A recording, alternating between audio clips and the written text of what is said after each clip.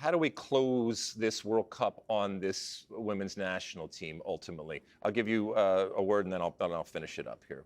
What are you left with after this? Listen, you can't win them all, but the concern is there is this sense that the rest of the world is coming and they're getting better, and the U.S. needs to be able to keep up.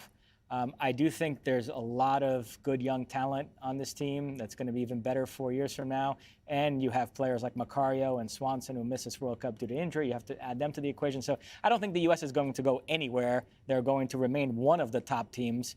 But I do think the era of the U.S. being head and shoulders above the rest of the world is over. And people are going to have to get used to that. Yeah, I mean, I do hope for good things. You know, and in the post-mortem that is going to happen, and I think rightfully so, I do hope that we get to a point where this team is seen in a better light. And again, you know, I think we've talked about it a couple of times here. When I think about this team right now, and so many people ask me about this team, again, don't kill the messenger, but this U.S. women's national team is polarizing.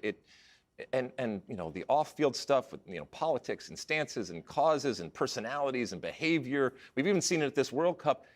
As I said on air earlier, it rubs many people the wrong way. And it has made this team, for lack of a better word, unlikable. Not to everybody, but to a portion of America out there. And we even talked about the fact that, you know, there are people that tuned in today to hate watch, to see this team lose. And that's not something that I want to see of any U.S. team.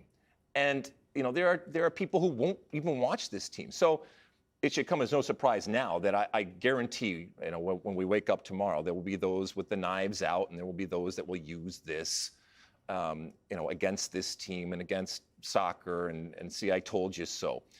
But there is a bigger problem for this team in that, and I mentioned this yesterday. This team has built their entire brand and identity on winning and being the best. And certainly going out in the round of 16 in the World Cup is not the best.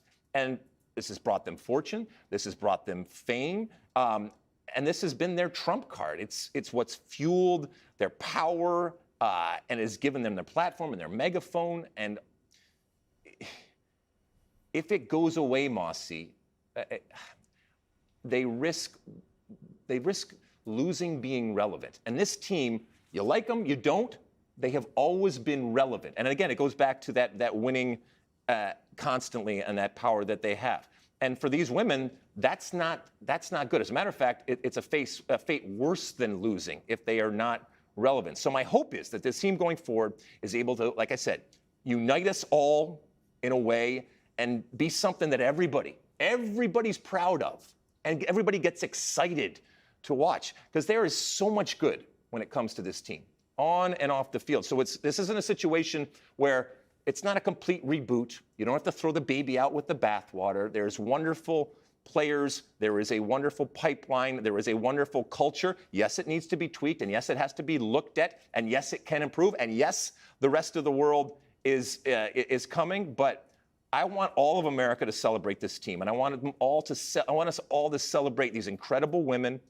And hopefully they regroup, and hopefully they come back bigger, better, and stronger than ever.